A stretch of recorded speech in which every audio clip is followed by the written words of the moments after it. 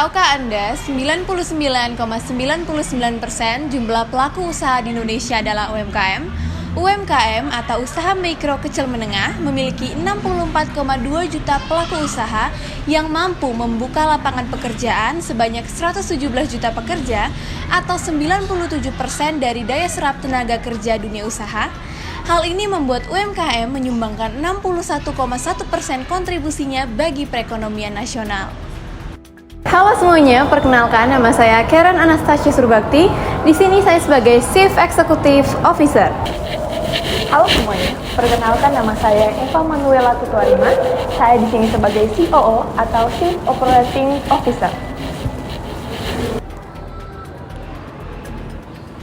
Halo semuanya, perkenalkan nama saya Giovanni Baserosi. Saya posisi di CFO atau Chief Financial Officer. Halo semuanya, perkenalkan nama saya Airin Wijaya. Saya di sini sebagai CMO, Chief Marketing Officer.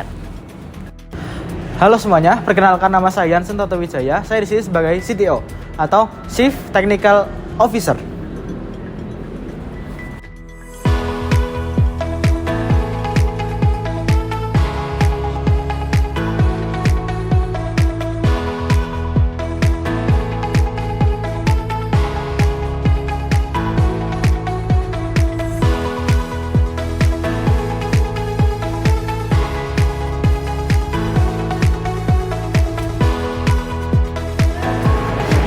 Bersama Sastu Berkah. Sastu Berkah artinya benar-benar membawa keberkahan. Keberkahan untuk karyawan, konsumen, masyarakat, lingkungan, dan alam semesta.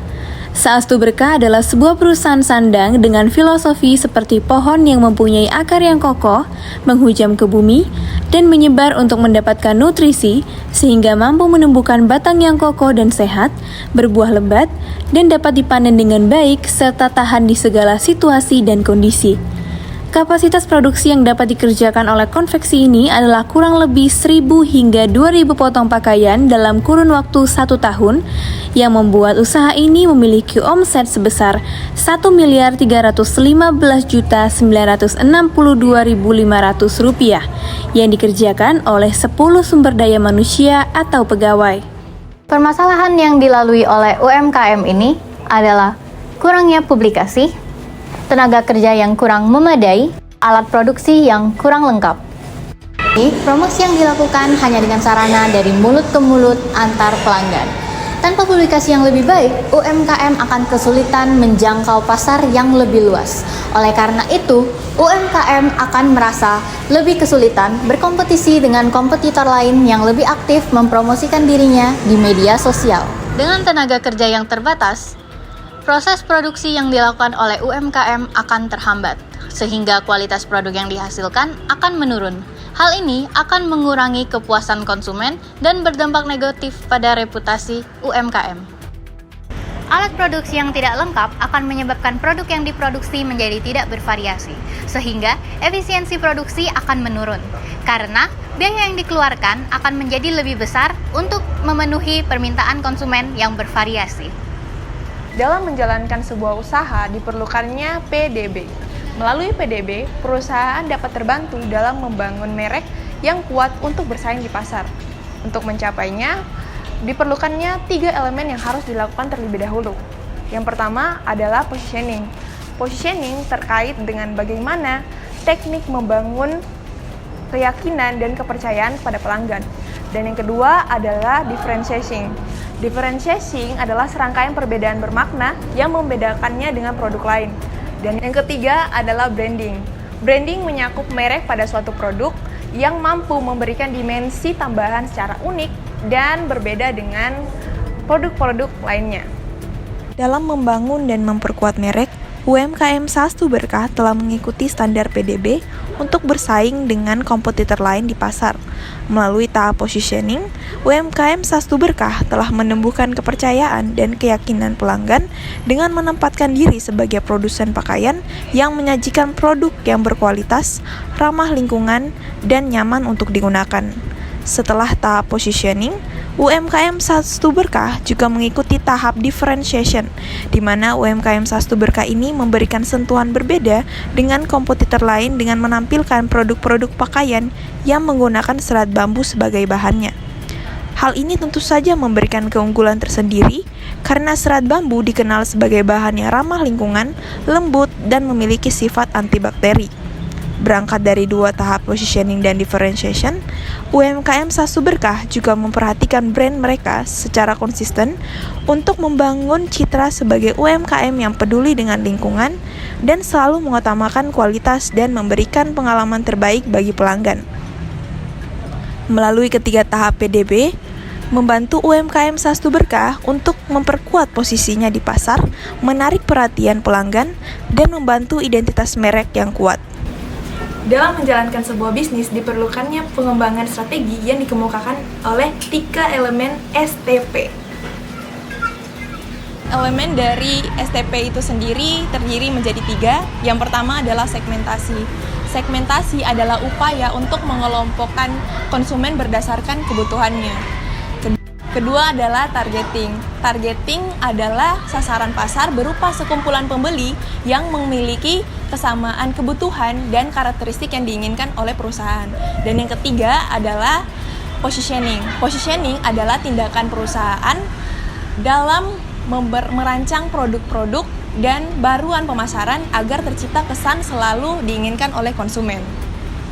UMKM Sastu Berkah telah mengikuti standar strategi pemasaran dari strategi STP atau Segmentation, Targeting, and Positioning.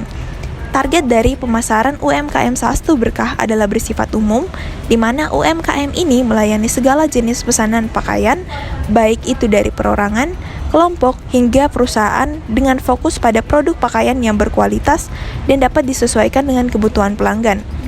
UMKM ini melayani pesanan pakaian untuk acara khusus, seragam, hingga pakaian sehari-hari dengan pilihan bahan yang beragam serta harga yang terjangkau.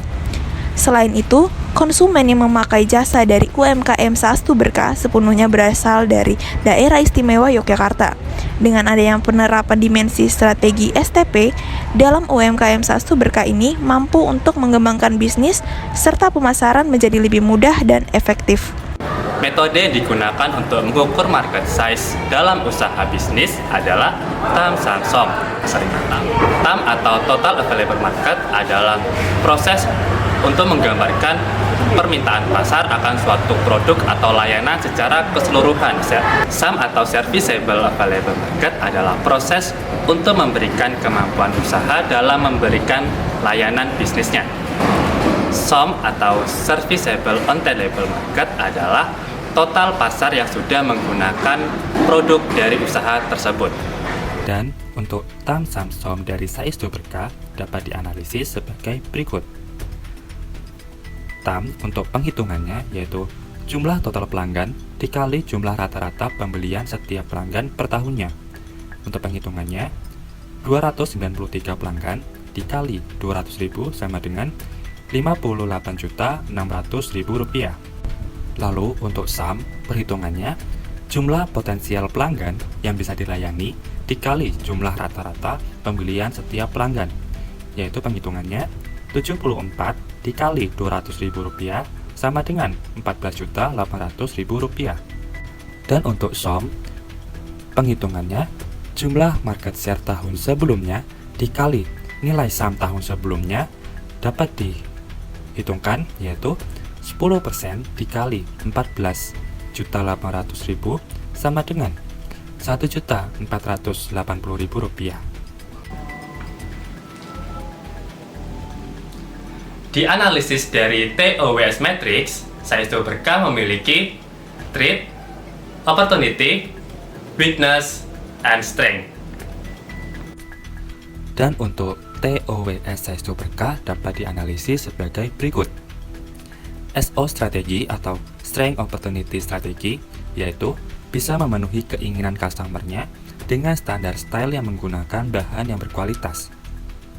Lalu, untuk WO strategi atau Weakness Opportunity Strategi yaitu meski memiliki jumlah karyawan yang sedikit tetapi bisa memenuhi keinginan customer-nya serta dengan kurangnya mengikuti tren Saisto bisa belajar mengenai tren dari customer-nya. Lalu, ST strategi atau Strength Trade Strategy, yaitu dengan banyaknya usaha konveksi, Saisto masih bisa bersaing dengan memanfaatkan bahan yang digunakan yaitu berkualitas. Meski kekhawatiran dengan harga bahan baku yang naik turun, Saisto masih bisa negosiasi dengan harga yang tetap karena memiliki relasi yang kuat. Lalu, WT strategi atau Weakness Trade Strategy, yaitu Saisto bisa melakukan bekerja sama dengan penyuplai untuk mendapatkan harga yang tetap. Strategi dari kelompok untuk mencapai target dari UMKM adalah: 1. Dengan menggunakan media sosial sebagai wadah untuk publikasi. Dengan menggunakan media sosial, UMKM dapat memperkenalkan produk-produk yang sudah mereka hasilkan dan juga memperkenalkan nama dari UMKM tersebut kepada khalayak ramai. Yang kedua adalah dengan menggunakan web e-commerce untuk memaksimalkan penjualan dari UMKM. Dengan menggunakan web e-commerce, UMKM dapat mengakses pasar yang lebih luas, meningkatkan eksposur dari produk yang mereka hasilkan, serta dapat mengatur stok, pembayaran, dan juga promosi dengan lebih efisien. Ketiga adalah dengan membuat desain yang diminati saat ini untuk menarik minat konsumen, karena desain yang relevan dapat menaikkan daya tarik visual dan juga emosional terhadap sebuah produk. Konsumen saat ini itu lebih menyukai produk yang terlihat relevan, kreatif, dan juga sesuai dengan gaya hidup mereka. Target mitra dari UMKM ini adalah dengan melakukan konsinyasi dengan beberapa toko dan juga retail seperti Mirota Kampus dan juga Hamzah Batik, serta memperluas target pasar dengan menyalurkan produknya ke sekolah-sekolah dan juga kantor-kantor. Indonesia Emas 2045 sudah bukan lagi menjadi angan-angan bagi masyarakat Indonesia. Indonesia Emas 2045 sudah berada di depan mata kita. Krisis moneter 1998, krisis global 2008, dan krisis kesehatan COVID-19 2019 telah kita lalui bersama. Lalu, apa yang membuat kita tidak siap untuk menghadapi Indonesia Emas 2045? UMKM sebagai tulang punggung perekonomian Indonesia harus kita siapkan untuk siap menghadapi transformasi perekonomian Indonesia. Orang cerdas, dukung UMKM demi Indonesia Emas.